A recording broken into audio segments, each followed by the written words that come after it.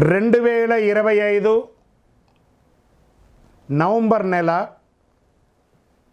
మీనరాశి వారికి గోచార గ్రహస్థితి ప్రకారము ఫలితాలు ఎలా ఉన్నాయి అని మనం చూసుకుంటే ఈ నెల అంతా కూడాను వృత్తి పురోగతి, జ్ఞానవృద్ధి,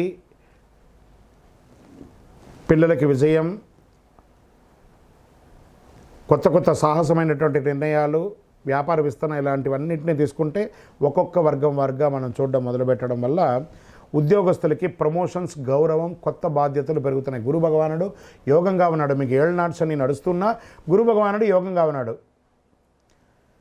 మీ యొక్క నిర్ణయాలు కాస్త మిశ్రమమయ్యే అవకాశాలు కనబడుతున్నాయి. ఉన్నతాధికారుల యొక్క సహకారం ఉంటుంది.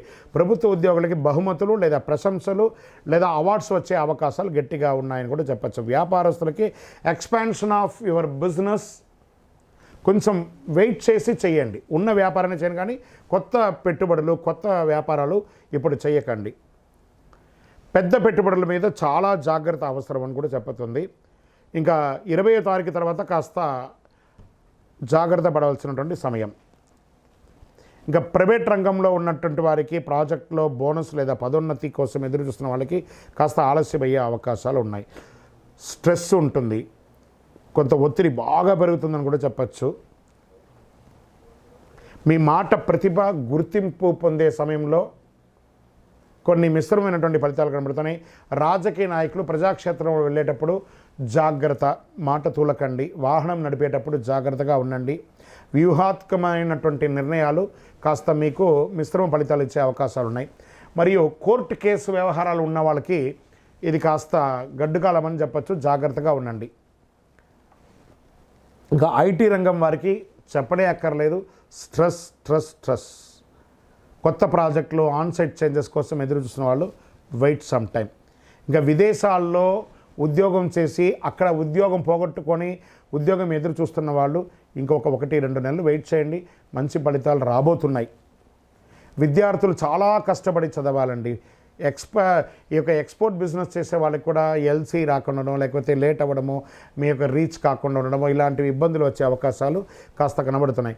ఈ యొక్క స్త్రీలు ఎవరైతే కుటుంబ స్త్రీలుగా ఉన్నవాళ్ళు, వ్యాపారంలో ఉన్నవాళ్ళు, ఎంటర్ప్రెనర్గా ఉన్నటువంటి మహిళలు, మీనరాశిలో ఉన్నటువంటి వాళ్ళు మీరు ఆరోగ్యం పట్ల జాగ్రత్త వహించండి. అధిక శ్రమ తీసుకోకండి, ఎక్కువ ఆలోచించకండి. ఎందుకంటే కొంచెం మిశ్రమంగా ఉన్నప్పుడు మన వ్యక్తిగతంగా మనం డిజాల్వ్ అయ్యి కాస్త ఆరోగ్యం పట్ల శ్రద్ధ వహించుకుంటే మంచిది. రైతులకి మిశ్రమమైనటువంటి ఫలితాలు ఉన్నాయని కూడా చెప్పచ్చు. ప్రభుత్వ మద్దతు అయితే దొరుకుతుందని కూడా క్లియర్గా ఉంది. ఇక్కడ షేర్ మార్కెట్లో ఈ నెల కొంచెం జాగ్రత్త అంతే చెప్పగలము. రియల్ ఎస్టేట్ కొంచెం స్తబ్దతగానే ఉంది. ఆరోగ్యం పట్ల చాలా అవసరం అండి. శస్త్రచికిత్స అయ్యే అవకాశాలు ఉన్నాయి. కొంతమందికి ధ్యానం చేయడం మంచిది, సంగీతం వినడం మంచిది, దేవతారాధన చేయడం మంచిది. ఒక శస్త్రచికిత్స కూడా అయ్యే అవకాశాలు బాగా కనబడుతున్నాయి. వాహనం నడిపేటప్పుడు జాగ్రత్త. డాక్యుమెంటేషన్ అంతా సంతకాలు పెట్టేటప్పుడు లేదా షూరిటీ ఎవరికి ఇవ్వకండి. దానివల్ల మీరు నష్టపోయే అవకాశాలు ఉన్నాయి. ఈ నెల కొంచెం మీనరాశి వాళ్ళు మిశ్రమమైన ఫలితాలు అని చెప్పచ్చు. మీకు అదృష్టం కలిగించే సూచనలో రంగు ఆకుపచ్చ రంగు మీకు చాలా కలిసి వస్తుంది, మరియు ఊదా రంగు కలిసి వస్తుంది అని కూడా చెప్పడం జరుగుతుంది. అదృష్ట సంఖ్య 7. ఉత్తర దిక్కు ప్రయాణాలు మీకు చాలా కలిసి వస్తుంది అని కూడా చెప్పచ్చు. ఇంకనూ కొంచెం గ్రహాలన్నీ కూడా మిశ్రమంగా ఉన్న సమయంలో మనం ఏం చేయాలి? దైవ ప్రార్థన చేయాలి. కాబట్టి మీ వయస్సు ఎంత ఉందో అన్ని దీపాలను మీ ఇష్టదైవం లేదా కులదైవం లేదా శివాలయంలోకి వెళ్ళి దీపం వెలిగించండి.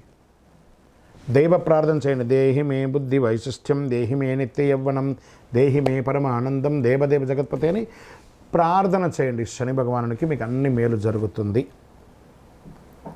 ఇంకనూ మీ యొక్క వ్యక్తిగత జాతకం తెలుసుకోవాలనుకున్న వాళ్ళు మీ యొక్క పేరు, date of birth, time of birth, place of birth మా 9000077149కి వాట్సాప్ చేయండి. మీకు రిప్లై ఇస్తాం.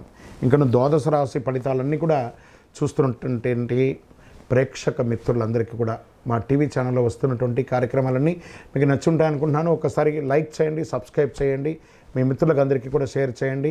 వందే మాతరం, వందే మాతరం, వందే మాతరం. చంద్రమౌళి వెంకటేష్ శర్మ గురుస్వామి శరణం అయ్యప్ప. తిరుపతికి వచ్చినప్పుడు మన అయ్యప్ప స్వామి వారి 18 అవతారముల దేవాలయం జీవకోన అనే ఒక ప్రాంతంలో ఉంటుంది. కపిల తీర్థానికి దగ్గరలో రైల్వే స్టేషన్ నుండి బస్టాండ్ నుండి 3 కిలోమీటర్ దూరంలో ఉంటుంది.